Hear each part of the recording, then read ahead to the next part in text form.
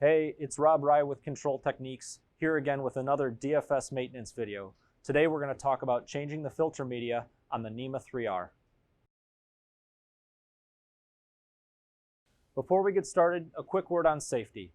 Make sure to turn your main circuit breaker into the off position and follow your company's lockout and tagout procedures. This is our NEMA 3R DFS variant. It differs from the NEMA 12 variant in that this is rated for outdoor use. It has 2 fans at the bottom of the enclosure and 2 filters at the top.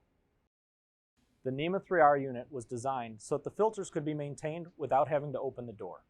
Another feature that sets this NEMA 3R unit apart from the NEMA 12 is these removable shrouds. These are great. They're silicone gasketed and they can be removed from the outside without the use of tools. Removing the cover is easy. Pull up on the shroud and set it aside. To gain access to the filter, open the cover and remove the media. The filter media sides are different. The inside of the media has writing on it and should face into the cabinet. Replace the media and close the cover. The shroud slides on from the top.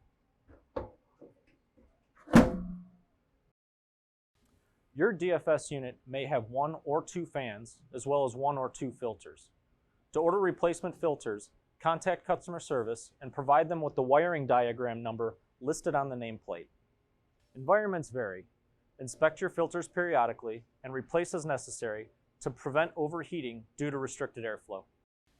Thanks for watching. If you enjoyed this video and you found it helpful, hit the subscribe button. And thanks for choosing Control Techniques.